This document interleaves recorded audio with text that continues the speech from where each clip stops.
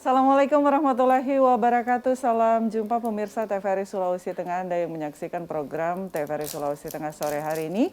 Senang sekali saya Anita Asyun kembali menjumpai Anda dalam program Bilang Bicara Langsung. Dan sore hari ini kita membahas tentang kinerja APBN tahun 2021 dan triwulan 1 di tahun 2022. Bagaimana kondisi ekonomi dan pemulihannya pasca pandemi, apalagi pasca bencana di 2018 lalu. Kita akan membahas ini dengan narasumber yang sudah hadir bersama saya di Studio 1 TVRI Sulawesi Tengah sore hari ini. Bapak Irfa Ampri AK.MA PhD. Beliau adalah Kepala Kantor Wilayah Ditjen Perbendaharaan Provinsi Sulawesi Tengah, juga sekaligus Kepala Perwakilan Kementerian Keuangan Sulawesi Tengah. Assalamualaikum Pak Irfa. Waalaikumsalam Anita. Terima kasih sudah hadir Pak Irfa di Studio 1 hari ini. Senang. Ini kali keberapa Pak Irfa datang ke Studio 1? Sudah kali ketiga. Kali ketiga ya, jadi tidak asing lagi studio ini bagi Pak Irfa. Ya. Tapi tetap grogi. Tetap grogi. Oke, baik. Pada sore hari ini Pak Irfa kita membahas tentang bagaimana kinerja APBN tahun 2021 dan juga di triwulan 1 di awal tahun ini di 2022. Sebelum kita membahas lebih jauh bagaimana kinerja APBN di tahun lalu dan juga di triwulan pertama ini, pemirsa ingin mengetahui, saya pun demikian Pak Irfa, bagaimana kondisi ekonomi kita, pemulihan ekonomi kita khususnya pasca bencana apalagi pasca pandemi COVID-19 beberapa waktu ini. Silakan Pak Irfa. Ya, makasih Anita. Selamat petang. Assalamualaikum warahmatullahi wabarakatuh pada pemirsa TVRI khususnya yang ada di Sulawesi Tengah. Jadi memang kita mengalami kondisi yang tidak pernah terbayangkan sebelumnya, yaitu kita mengalami pandemi COVID-19. Nah ini ternyata COVID-19 itu ternyata dampaknya lebih parah daripada perang begitu ya, atau perang dagang ataupun juga terjadinya kenaikan harga komoditas tertentu gitu, atau krisis global seperti yang terjadi di Amerika misalnya atau Eropa ya pada tahun 2009 ya, yang krisis yang disebut dengan subprime loan. Itu hanya belum seluruh negara di dunia. Nah, tapi COVID-19 itu bisa berdampak secara global, baik yang negara kaya, negara miskin, semuanya terkena. Nah, jadi ini adalah suatu kondisi baru, suatu resiko baru, yang ini menjadi suatu pengetahuan baru juga bagi pembuat kebijakan, dan termasuk juga dampaknya kepada perekonomian dan juga kesejahteraan masyarakat. Nah, jadi memang dalam 2 tahun terhitung sejak April 2020 ya. Maret kita menyatakan kita juga termasuk negara yang tertular COVID, dan kita mengambil serangkaian tindakan, dan sejak itu memang ekonomi jatuh. Dan kita juga lebih baik sebenarnya dibandingkan negara lain. Kita baru mengalami krisis itu pada semester 2 ya, tahun 2020 hingga kuartal pertama tahun 2021. Nah, jadi bisa terlihat di sana kalau sebelumnya ya, bagaimana krisis itu berdampak kepada berbagai indikator ekonomi ya, apakah dia terkait dengan retail, terkait dengan produksi ya, mungkin di slide sebelumnya tadi terlihat. Nah, itu terjadi penurunan drastis ya, dan akibatnya ya ekonomi mengalami resesi. Jadi Indonesia mengalami resesi selama 3 kuartal, jadi kuartal 3, 4 tahun 2020 dan kuartal pertama tahun 2021. Nah, itu sebabnya kalau terlihat di slide itu kita yang di bawah itu ya, yang minus itu. Nah, itulah yang kita mengalami resesi. Nah, kemudian dengan berbagai kebijakan mengatasi PPKM, kemudian juga adanya Undang-Undang Nomor 2 tentang kebijakan penanganan daripada COVID, ini beserta turunannya ya, termasuk diantaranya kita menganut kebijakan fiskal yang ekspansioner, budget kita besarkan. Kenapa? Karena pendapatan kita memang jatuh, pendapatan pajak juga terjun bebas, dan sehingga untuk menggantikannya ya kita harus mencari pembiayaan. Nah makanya Undang-Undang Nomor 2 tadi tahun 2020 memang memberikan kewenangan ya, fleksibilitas pada pemerintah untuk melakukan pembiayaan defisit di atas yang diizinkan undang-undang, yaitu defisit 3% dari GDP.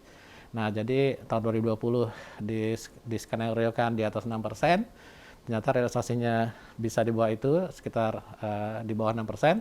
Kemudian tahun 2021 kemarin diskenario-kan 5,5, ternyata bisa 4,5, dan sekarang 4,5 ini mudah-mudahan bisa turun lagi begitu ya. Ini bisa kita lihat di sini kelihatan ya. Slide yang ditayangkan ya, Pak Irfa, bisa dijelaskan? Betul. Ya, ini kita sudah rebound pertumbuhan ekonomi kita. Jadi di situ terlihat kita mengalami defisit ya, pertumbuhan negatif ya di tahun 2020.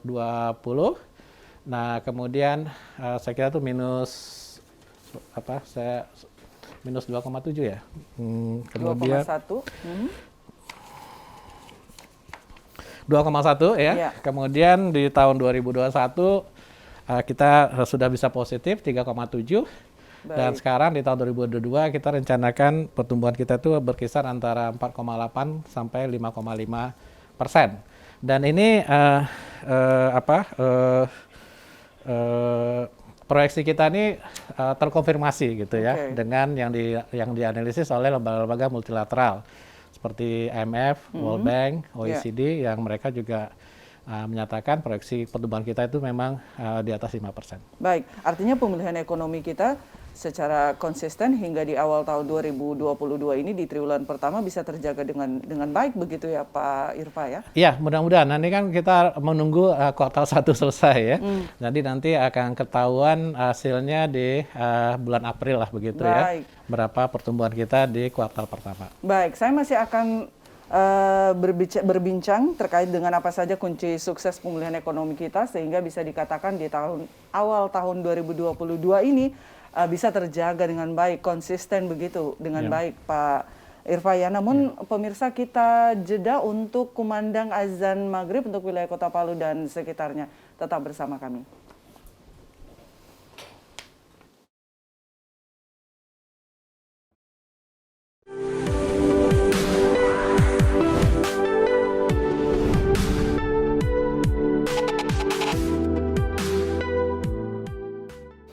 Pemirsa, Anda kembali bersama kami dalam program Bilang Bicara Langsung dan masih dengan Bapak Irfa Ampri, narasumber kita malam hari ini.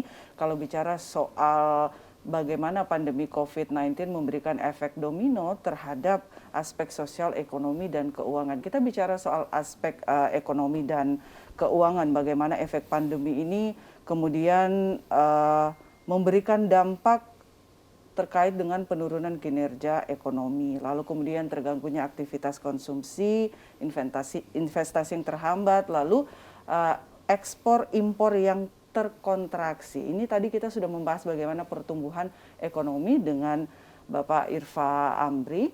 Namun sebelum kita lanjut pemirsa, kami juga akan mengajak Anda untuk dapat bergabung bersama kami dalam dialog interaktif di line telepon yang sudah tertera di layar televisi Anda di 0451 452 414 atau di 0813 9076 2685. Anda bisa bergabung bersama kami melalui dua line telepon yang sudah tertera di layar televisi Anda. Pak Irfa, ini kembali kita ke pertanyaan sebelumnya, bagaimana tadi Pak Irfa sudah menunjukkan pertumbuhan ekonomi kita melalui angka-angka, mungkin bisa ditampilkan tadi slide-slide yang sudah ditampilkan sebelumnya. Ya, makasih Anita. Tadi sudah kita jelaskan ya, kalau pertumbuhan ekonomi di tahun 2022 ini akan sekitar antara 4,8 sampai 5,5%, yaitu proyeksi daripada kami Kementerian Keuangan.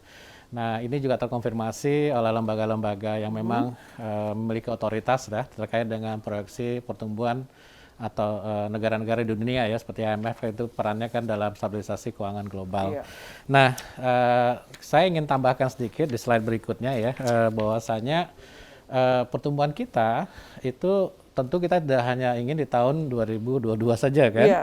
kita ingin di tahun-tahun mendatang itu juga bisa meningkat lebih besar lagi. Nah, jangan lupa kita punya target ambisi besar untuk menjadi negara maju di tahun 2045. Asalkan syaratnya adalah 7%. 7% 7% setiap Oke. tahun. Nah, ini Oke, memang baik. dengan terjadinya pandemi ini akan terjadi sedikit pelambatan. Nah, tapi bisa kita kejar. Situ terlihat kalau kita hanya mengandalkan kepada kebijakan-kebijakan yang biasa-biasa saja atau istilahnya business as usual, maka pertumbuhan ekonomi kita itu ya seperti di garis kuning itu ya. Jadi tahun 2023 hanya 5,3, Baik. kemudian tahun 2024 5,4 gitu. Nah itu kan tentu akan makin jauh lagi ya Iya. upaya kita untuk mencapai negara maju. Nah, tapi kalau kita lakukan reformasi, berbagai reformasi yang dibutuhkan, reformasi struktural, reformasi bahkan fiskal, kemudian juga yang mendorong kepada peningkatan kualitas SDM. Nah, dan juga infrastruktur yang semakin terkoneksi, semakin tersedia. Nah, maka kita bisa naik gitu pertumbuhannya, seperti terlihat di atas yang garis biru, garis hijau, ya. yang Baik. bisa dia naik di atas angka lebih dari 6%.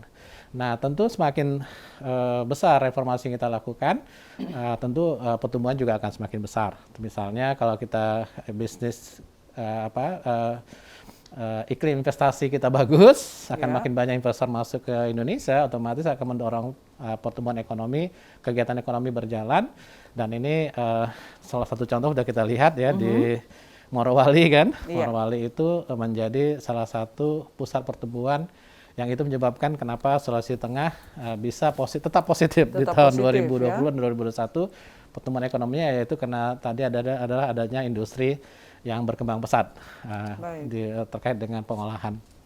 Ya, mungkin itu tambahan kami. Iya, Pak Irfa, ini kalau bicara soal kunci sukses dari pemulihan ekonomi kita yang begitu konsisten dapat terjaga dengan baik saat ini, apa yang bisa Pak Irfa jelaskan terkait dengan kunci sukses kita menjaga ekonomi nasional sehingga tetap konsisten terjaga sampai saat ini? Iya, jadi kita tadi ya, kita memiliki tadi yang Perpu nomor 1 atau berubah menjadi nomor 2 tentang stabilitas keuangan dalam menangani COVID tadi. Itu salah satu salah satu prasyarat utama gitu ya, kenapa kita mampu bangkit kembali. Nah, karena para pemikir kebijakan fiskal ya tentu juga didukung oleh DPR, karena sudah menjadi undang-undang, kita pemerintah bisa menginginkan DPR memang perlu kebijakan yang ekspansioner di mana defisit harus dilebarkan. Karena memang namanya kebutuhan daripada rakyat kita termasuk Pemda itu kan nggak boleh berkurang. Dan kita mampu mengatasi mengatasi resiko adanya instabilitas. Bayangkan kalau tidak ada PEN, khususnya dalam terkait dengan Perlinsos, perlindungan sosial, yang dimana pemerintah memberikan berbagai insentif, baik keluarga harapan, bantuan langsung tunai, kartu prakerja, dan seterusnya.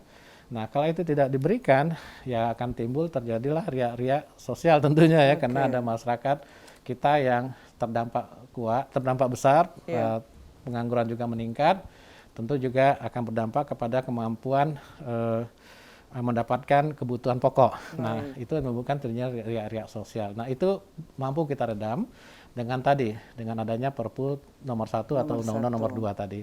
Nah, itu yang men-trigger berbagai kebijakan, baik yang program PEN gitu ya, pemulihan ekonomi nasional, dan kemudian juga berbagai kebijakan baru gitu ya, misalnya keringanan pajak untuk UMKM, peningkatan meningkatkan subsidi ya, bunga KUR diturunkan bahkan jadi 0% gitu. Nah, itu mendorong supaya ekonomi kita berjalan. Iya, itu yang saya lihat yang coba dilakukan oleh pemerintah kita saat ini ya, Betul. Pak Hingga saat Irfa ini, ya. iya. Betul. Lalu kalau misalnya tadi kita bicara skala nasional, kalau kita bicara soal perkembangan ekonomi skala regional Sulawesi Tengah di triwulan 4 di tahun kemarin Pak Irfa dan kemudian di triwulan pertama tahun ini bagaimana kondisi? Jadi mungkin bisa dilihatkan juga di slide ya, di slide berikutnya, bahwasanya memang pertumbuhan ekonomi Sulteng itu bagus ya, di atas rata-rata nasional. Oke. Nah, kemudian bahkan di tahun 2021, sebagaimana terlihat di grafik sebelah kanan, itu hampir seluruh sektor produksi itu tumbuh positif. Baik. Nah, dan yang tadi kami sudah singgung, yang memang sangat berperan besar itu adalah industri pengolahan. Oke, jadi bisa dibilang itu adalah salah satu faktor utama pendukung pertumbuhan ekonomi Sulawesi Tengah, Pak Betul, Irfan? yang tinggi itu, Oke. yang kita bisa mencapai double digit dan kedua atau ketiga tertinggi ya di Indonesia. Oke, lalu selain faktor yang tadi sudah Pak Irfa jelaskan, adakah faktor lain yang kemudian turut mendukung, menyokong pertumbuhan ekonomi kita masih di kata aman begitu Pak Irfa? Iya, jadi peluangnya masih tetap ada karena memang kebutuhan untuk industri pengolahan ini memang masih besar, ekspornya juga meningkat dari waktu ke waktu, dan juga karena ekonomi juga program PEN juga berjalan, dan ekonomi sudah pulih kembali, dan peran dari misalnya kota Palu contohnya sebagai hub gitu ya, itu sudah kembali normal. Dan jadi dan juga begitu banyak peluang kerja ya dengan kartu prakerja dan juga pelatihan-pelatihan yang diberikan oleh pemerintah. Nah, ini memang mendorong timbulnya ekonomi yang tumbuhnya ekonomi. Dan itu terkonfirmasi dengan peningkatan daripada penyaluran UMKM kita yang juga meningkatnya luar biasa di masa krisis. Nah, artinya adalah ternyata masyarakat kita mampu melihat celah peluang ya, terutama yang UMKM yang skalanya dari hingga sampai 500 juta lah gitu ya. Itu setahun omsetnya. Nah, itu mereka bisa melihat banyaknya peluang-peluang baru yang muncul dari ekonomi yang ada ya, terutama ekonomi kreatif khususnya penggunaan teknologi IT. Nah, itu ternyata memang memiliki pasar yang dari waktu ke waktu semakin tumbuh. Jadi digital ekonomi lah istilahnya itu ternyata memang salah satu hikmah lah gitu ya. Dan itu juga dilakukan oleh masyarakat kita ya yang ada di Sulteng ini. Nah, kalau kita bisa bilang strategi kebijakan fiskal yang dilakukan oleh pemerintah baik nasional ataupun juga Sulawesi Tengah ini yang begitu mendorong pertumbuhan ekonomi kita apa, Pak Irfa? Ya, jadi tadi mungkin bisa terlihat juga di slide berikutnya terkait dengan arah kebijakan fiskal 2022 ya. Jadi di sana itu, ada 5 kebijakan utama. Pertama, kesehatan itu harus, itulah sebagai fondamen daripada pertumbuhan ekonomi kita. Ya, jadi makanya akselerasi daripada vaksinasi. Kemudian itu menjadi penting, termasuk juga perlengkapan kecukupan fasilitas kesehatan. Nah, jadi itu juga kenapa Presiden kita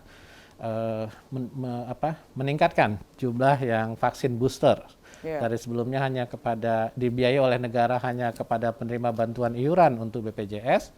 Sekarang seluruh rakyat Indonesia. Jadi ada tambahan sekitar 100 juta vaksin ya? Di tahun 2022 ini. Nah, kemudian juga Palinsos ini tetap penting. Jadi kenapa? Karena memang masih banyak masyarakat kita yang belum kembali pulih begitu ya, khususnya masyarakat yang yang ada di bawah garis kemiskinan atau di atas sedikit dari garis kemiskinan, dan itu jumlahnya juga cukup besar. Nah, itu tetap perlu harus dibantu supaya mereka tetap memiliki kemampuan begitu ya untuk dapat bekerja, untuk dapat mencari nafkah gitu. Dan kita sediakan juga program-program padat karya karena memang nggak mudah untuk mendapatkan pekerjaan untuk saudara-saudara kita yang mungkin keahliannya hanya tertentu. Nah, kemudian juga reformasi struktural tadi sudah kami singgung, Baik. di mana kita ingin supaya masyarakat kita ini memiliki ya kapasitas yang unggul lah gitu ya, Baik. menguasai teknologi dan terutama masyarakat umum ya, pengusaha kita UMKM tadi yang mereka juga menguasai kepada teknologi informasi, karena itu memang persyarat utama untuk berjalannya ekonomi digital. Kemudian sistem kesehatan, ya, pendidikan itu tetap kita ikuti amanah undang-undang. Jadi sekian persen daripada APBN itu memang harus dialokasikan, 20% untuk pendidikan dan 5% untuk kesehatan. Nah, itu tetap harus dilakukan. Dan kemudian infrastruktur juga supaya koneksi itu berjalan baik. Nah, selanjutnya adalah reformasi fiskal. Ya, reformasi fiskal ini bermacam-macam. Nah, itu juga alasannya kenapa kita bulan April ini akan menaikkan PPN dari 10 menjadi 11%, hanya 1% aja. Karena memang tarif PPN kita memang relatif rendah dibandingkan dengan negara lain yang sudah ada yang 15-20%, bahkan di Eropa sudah 20%-an. Bahkan belum naik pun sudah banyak protes dari masyarakat ya. Hanya ya ini kena apa? Kena kemampuan daripada ini kan sebenarnya bebannya ke pembeli sebenarnya, bukan kepada penjual. Nah, jadi kita melihat kemampuan membeli masyarakat kita sudah semakin meningkat, dan ini kan juga penting untuk dana pembangunan lah gitu ya. Nah, tapi juga ada yang dihapus kan atau dikurangi, misalnya pajak UMKM yang sebelumnya 1% menjadi 0,5% misalnya. Nah, gitu mungkin. Nah, kalau misalnya bicara soal realisasi pendapatan atau realisasi belanja dan pendapatan negara tahun kemarin, Pak Irfa, secara nasional mungkin juga regional, khususnya Sulawesi Tengah, apa yang bisa Pak Irfa jelaskan? Ya, baik, mungkin nasional dulu ya. Nah, jadi nasional di tahun 2021 kita kinerja APBN kita boleh dikatakan sangat bagus. Nah, sangat bagus tuh ukurannya apa? Ya, tentu target pendapatannya tercapai. Nah, ternyata alhamdulillah tercapai ya. Bahkan bisa terlihat di kolom sebelah kanan ya, tahun 2021 itu pendapatan kita naik 15%. 15%. Jadi pajak kita alhamdulillah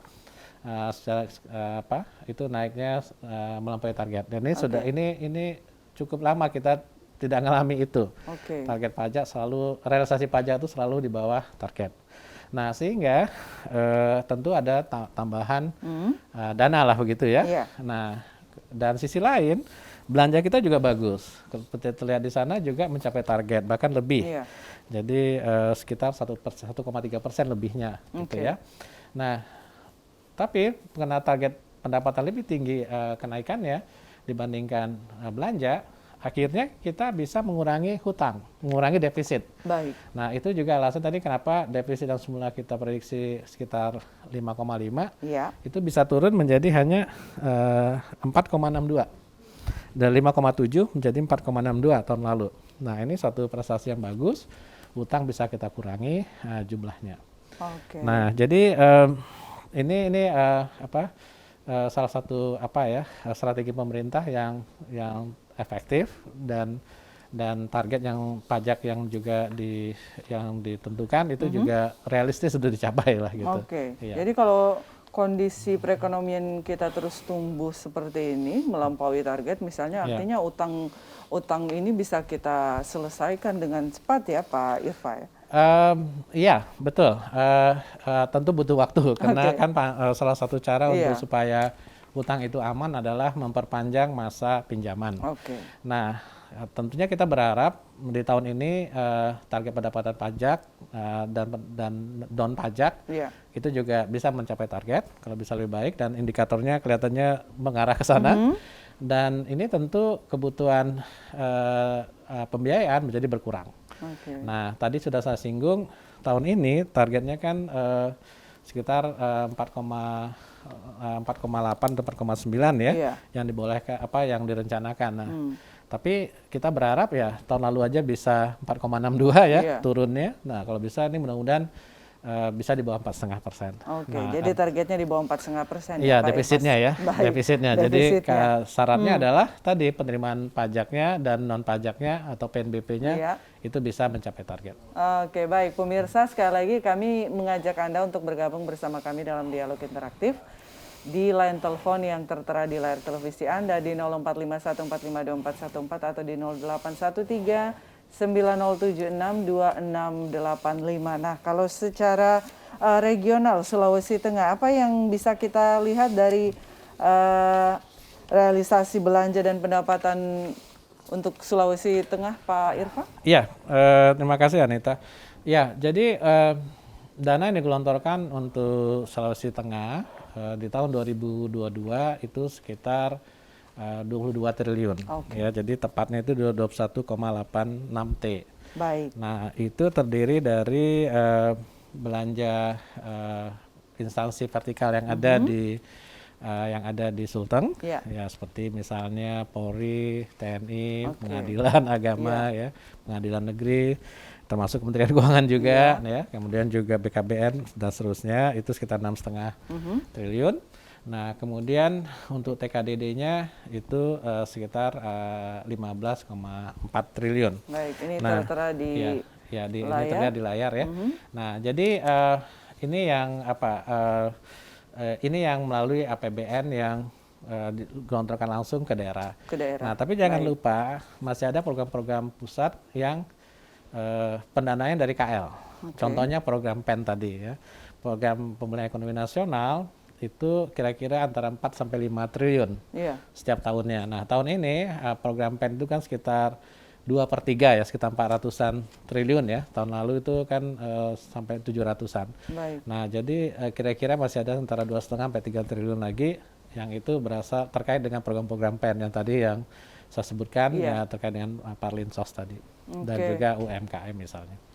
Oke, baik. Jadi untuk triwulan pertama ini bisa kita katakan pertumbuhan ekonomi Sulawesi Tengah memang konsisten terjaga dengan baik ya Pak Irfa ya? Iya, kalau kami lihat dari sisi pendapatan ya mungkin bisa terlihat di slide juga, slide selanjutnya. Jadi kalau kita bandingkan antara agak kecil ya, jadi mungkin ini aja. Jadi pertumbuhan pajaknya itu meningkat sekitar 50% bahkan dalam 2 bulan ini. Nah, jadi ini suatu indikasi, makanya tadi kami sebutkan ini adalah indikasi yang bagus karena penerimaan pajak kita di situ terlihat di hampir semua jenis pajak ya, baik yang terkait dengan pajak langsung maupun juga terkait dengan biaya masuk dan seterusnya itu memang meningkat tajam ya. Jadi penerimaan bea cukai juga meningkat, bahkan penerimaan bea cukai meningkatnya juga cukup sangat fantastis begitu. Nah, jadi dari sisi ini tentu suatu berita yang bagus. Artinya juga ternyata daerah juga membantu ekonomi daerah itu membantu daripada pendapatan nasional. Jadi kalau semakin besar pajak yang diterima, nah tentu itu menunjukkan indikasi kegiatan ekonomi daerah itu juga berkembang pesat. Nah. Baik, kita akan bicara lagi bagaimana tantangan fiskal untuk Sulawesi Tengah khususnya ke depan Pak Irfa kalau melihat pertumbuhan ekonomi yang semakin membaik ini. Namun usai jeda pariwara berikut pemirsa, tetaplah bersama kami dalam program Bilang Bicara Langsung.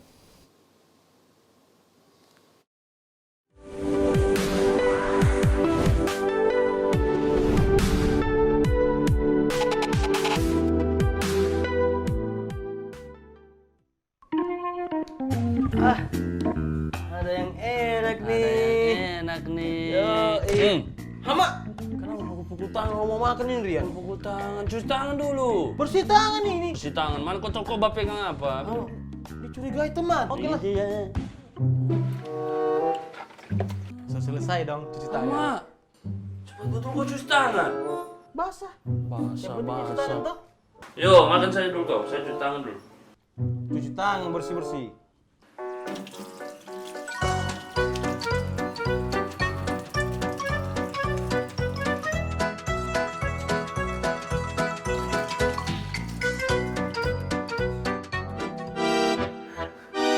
Kenapa kau menang jadi? ayamku. Ini soalnya bumbu-bumbunya masyarakat timur itu cuma itu. Itu dan bumbu-bumbunya masih sakit timun. Milan, jangan pukulku dari teman. Sudah makan di rumahku. Kenapa?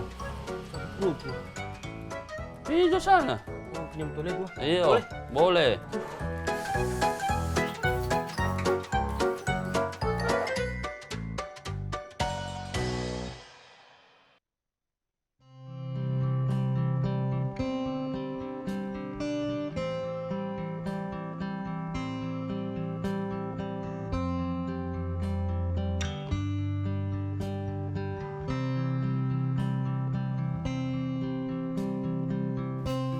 Vaksinasi massal yang diadakan di Kota Palu, Sulawesi Tengah. Saya melihat vaksinasi ini adalah vaksinasi yang suntikan yang ketiga, suntikan booster. Ada juga yang 2, tapi yang banyak yang suntikan ketiga. Ini patut kita syukuri, alhamdulillah, bahwa semangat masyarakat untuk mendapatkan vaksin sangat-sangat baik dibanding provinsi yang lain, dibanding kota yang lain.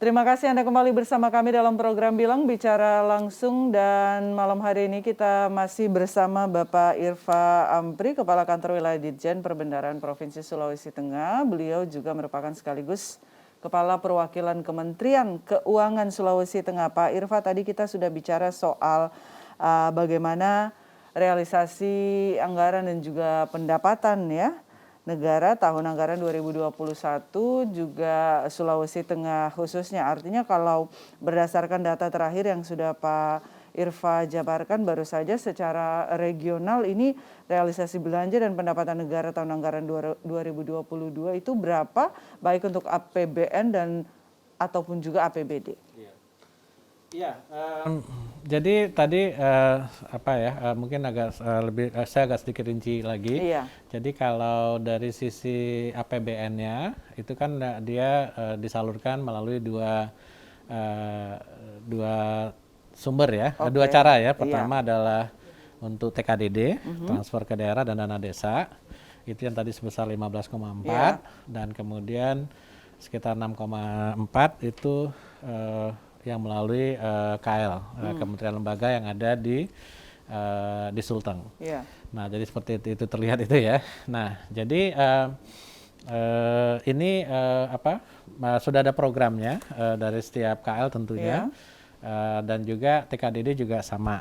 Okay. Nah, dari sisi pendanaan kita pemerintah sudah menyiapkan dananya, jadi tidak seperti yang sudah terjadi di masa lalu. Dana sudah tersedia, tinggal sekarang kecepatan daripada instansi vertikal atau istilahnya satuan kerja atau satker dan juga pemerintah daerah di dalam merealisasikan dana tadi. Okay. Nah, jadi kami selaku penyalur daripada dana APBN tadi yang untuk instansi vertikal dan TKDD itu sesungguhnya sangat siap. Sepanjang persyaratannya terpenuhi dan persyaratan itu semakin berkurang dari waktu ke waktu. Nah, otomatis ya dana akan tersalurkan.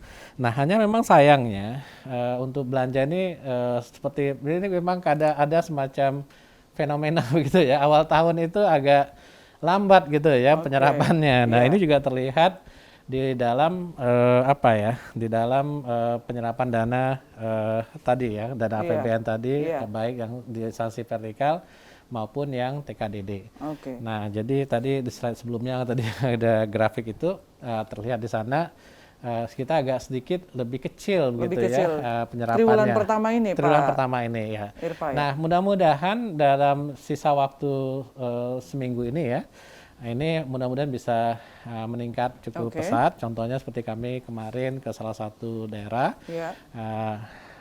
Kita melihat dana desa itu penyerapannya rendah sekali. Nah, padahal persyaratannya sangat mudah dan Bupati menyanggupi lah gitu ya, bahwasanya penyerapan untuk dana desa itu bisa lebih agresif lagi di bulan Maret dan awal April ini, apalagi kan menjelang Ramadan kan gitu, dan juga persiapan hari raya. Nah jadi kami yakin berbagai dana desa gitu ya, dana yang terkait dengan masyarakat seperti dana desa, bansos, kemudian juga tadi berbagai program PEN tadi yang berasal dari kementerian terkait seperti Kementerian Sosial itu akan segera tersalurkan. Oke, artinya kalau penyerapan anggaran di triwulan pertama ini seperti yang Pak Irfa bilang masih lemah begitu, akan berdampak pada program misalnya sebut saja bansos ya, program PEN dan bansos dan lain-lain, kemudian gaji 13 dan teman-temannya juga, itu gimana Pak Irfa? Sebenarnya dari sisi keuangan nggak ada masalah. Tinggal sekarang kementerian lembaga dan Pemda selaku eksekusinya ya, yang itu harus segera merealisasikan. Nah, jadi tidak ada masalah ya untuk dari sisi keuangan kita gaji 13 dan lain-lain ini tidak ada masalah. Nah, dana sudah tersedia, dana kita cukup, apalagi karena tahun lalu defisitnya lebih rendah, kita punya dana sisa yang cukup besar untuk memenuhi berbagai kebutuhan tadi. Nah, hanya sayangnya yang kita lihat fenomena yang selalu terjadi dari tahun ke tahun itu selalu kuartal 1 itu rendah sekali. Nah, itu alasannya kita juga di Kementerian Keuangan, khususnya di Direktorat Jenderal Perbendaharaan, kita membuat aturan penyerapan anggaran yang lebih ketat lagi. Maksudnya lebih ketat, lebih tinggi maksudnya, harusnya tercapai. Baik, kita terima dulu penelpon yang sudah masuk bergabung bersama kita. Halo, selamat malam. Halo, selamat malam. Iya, dengan Bapak siapa di mana, Pak? Dengan Pak. Halo? Dengan Pak Joni saya di Palu. Mohon maaf, Pak Joni. Pak Joni, baik. Pak Joni, silakan, Pak. Iya, tadi selamat malam Pak Irfa. Selamat malam Pak Joni. Saya mengikuti pembicaraan, kemudian disinggung terkait masalah gaji 13 dan lain-lain. Nah, ini kan menjelang momen Ramadan, kami minta kepastian. Kebetulan saya juga sebagai PNS. Nah, kami minta kepastian apakah THR itu akan dicairkan, itu kapan gitu Pak? Baik. Ya, itu aja, terima kasih. Terima kasih Pak Joni. Ini memang agak sensitif kalau soal gaji 13, lalu THR. Tapi kalau menurut Pak Irfa tadi, semua aman-aman saja ya, harusnya bisa dibagi tepat waktu, sesuai dengan ketentuan begitu ya. Betul. Pak Irfa. Bisa dijawab langsung, silahkan. Makasih Pak Joni, kita juga sama PNS ya Pak.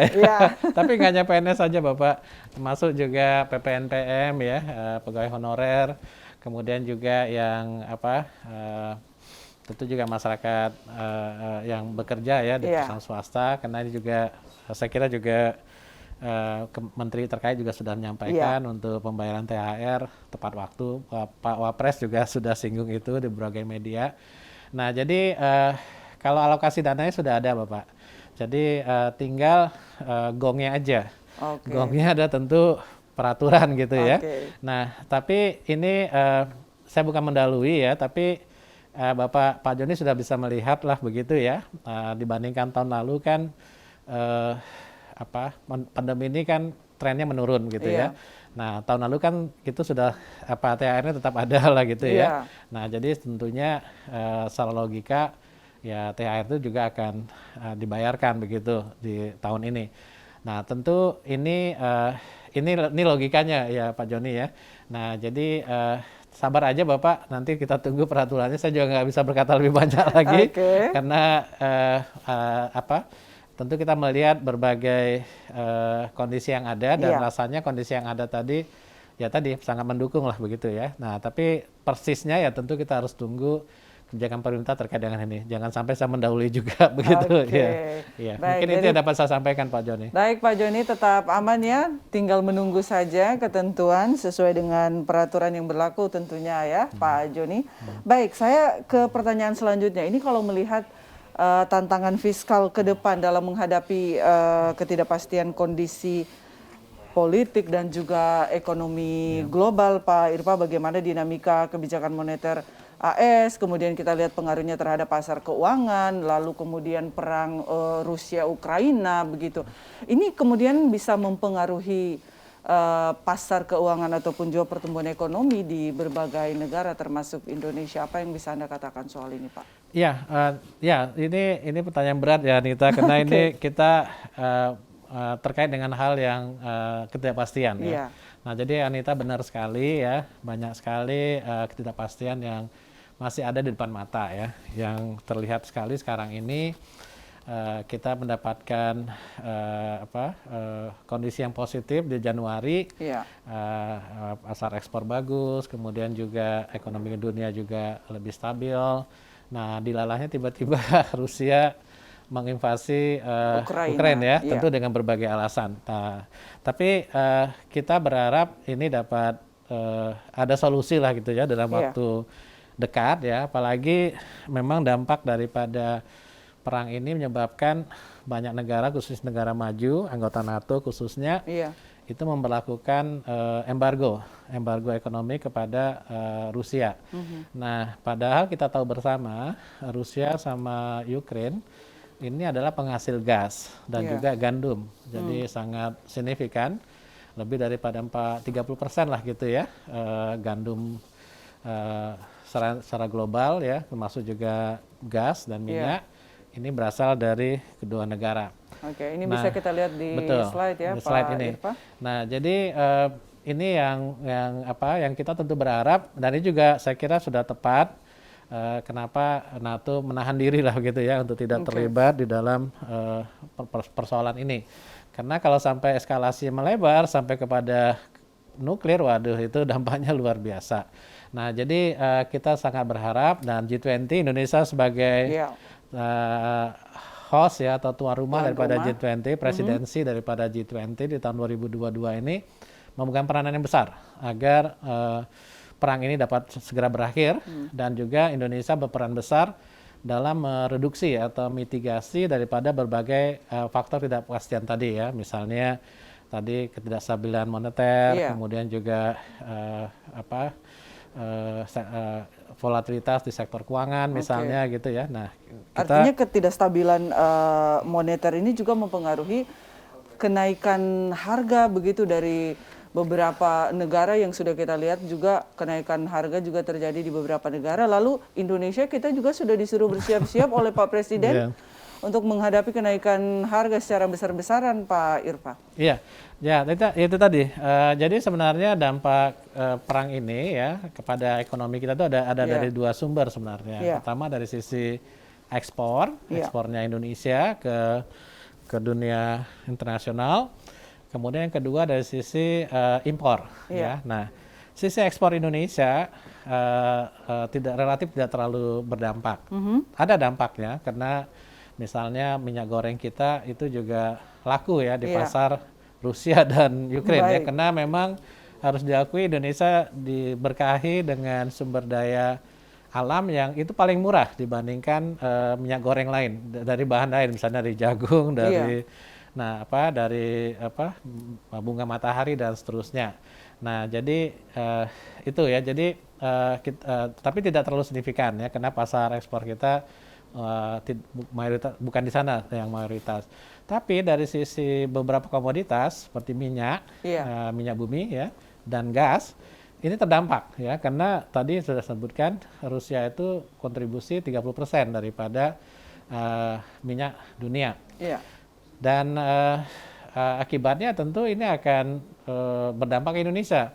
Nah, betul Indonesia adalah produsen daripada minyak bumi. Nah, tapi impor kita lebih besar daripada produksi kita. Jadi produksi kita itu hanya sekitar kira-kira ya sekitar 40% dari konsumsi kita. Nah, 60% itu masih kita impor. Nah, jadi itu juga alasannya kenapa pemerintah melepas ya beberapa bahan bakar yang premium yang penggunaannya terbatas dan hanya untuk kalangan masyarakat yang mampu ya, seperti minyak diesel DEC misalnya, ataupun juga yang kelas tinggi ya, itu dilepas ke harga pasar. Nah, baru kita dapatkan kabar, mudah-mudahan Pertalite tidak berubah ya, tapi mungkin Pertamax ya mungkin akan berubah. Nah, jadi kira-kira kenaikan sekitar 30% sih. Kalau lihat ininya jadi ya. kita sudah harus bersiap-siap. Iya, Ini bersiap-siap. warning. Tapi kalau Anita menggunakan mobil Pertalite ya sebenarnya tidak terdampak sih. Aman saja ya. Pemerintah masih mensubsidi. Nah, tapi kalau yang memakai Pertamax atau yang Pertamax Plus gitu ya. Nah, atau minyak DEK yang untuk diesel ya, dan itu sudah terjadi ya, untuk diesel sudah harganya juga kan sudah cukup di atas 12.000 kan per liter. Ya. Baik, Pak Irfa, ini kalau bicara soal peran Kementerian Keuangan ya, mendorong peningkatan pertumbuhan ekonomi baik mikro ataupun makro terhadap kondisi pertumbuhan ekonomi kita saat ini. Bagaimana peran apa yang kemudian dilakukan oleh Kementerian Keuangan, Pak Irfa? Iya, peran Kementerian Keuangan khususnya terkait dengan kebijakan fiskal dan penyediaan pendanaannya ya, yang aman lah gitu ya. Jadi kita berupaya dari waktu ke waktu menyempurnakan kebijakan fiskal kita. Baik. Nah, jadi terhadap sektor-sektor yang perlu dibantu kita berikan insentif misalnya. Contohnya sekarang kita menuju era ekonomi hijau. Nah, bulan April ini akan dikenakan pajak karbon. Nah, artinya adalah karena kita memperhatikan ya kesinambungan alam kita, planet kita, dan kita akan mengurangi lah gitu ya ketergantungan kepada fossil fuel atau karbon ya, yang berbasis karbon. Jadi kendaraan listrik ya itu akan dibantu misalnya. Kemudian pembangkit listrik yang energi terbarukan ya seperti solar cell atau berdasarkan matahari ya, sel surya ataupun juga air. Nah, itu menjadi berpotensi untuk menjual karbonnya. Dia bisa mendapatkan pendapatan dari menjual karbon, karena itu kan pembangkit air dan sel surya kan tidak mengeluarkan karbon ya. Nah, jadi dia bisa menjual karbonnya kepada pembangkit batu bara misalnya. Nah, terhadap ini produk-produk yang green atau yang hijau ini pemerintah sudah memberikan beragam insentif termasuk pengurangan pajak. Nah, jadi untuk kendaraan listrik, dan ini ada sesuatu yang memang tidak terelakkan begitu ya.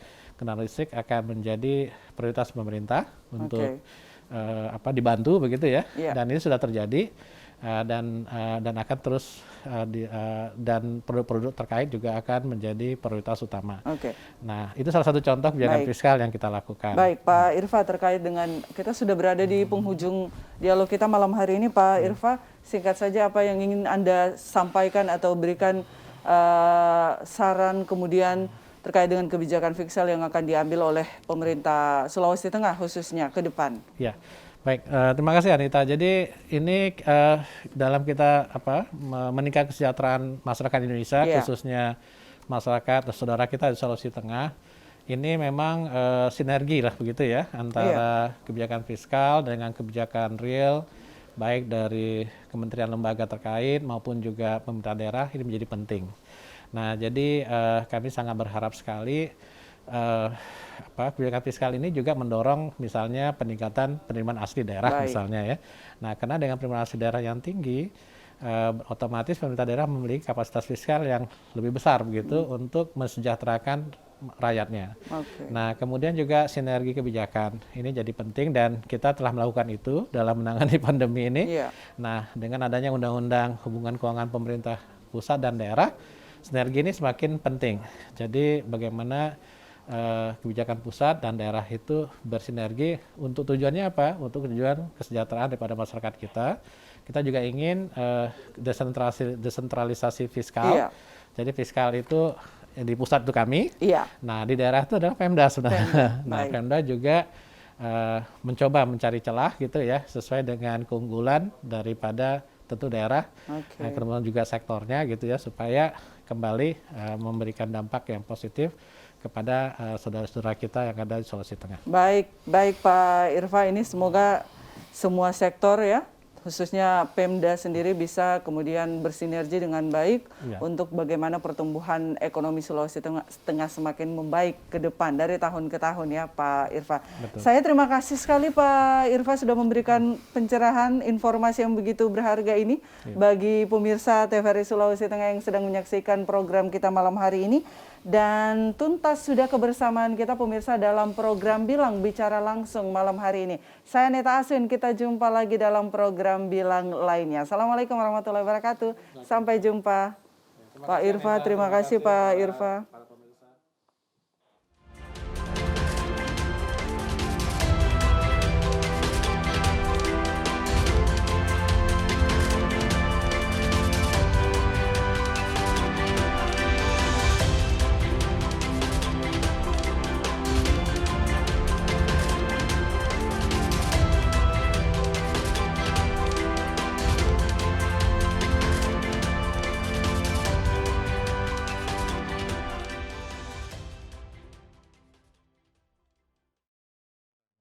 Inilah klik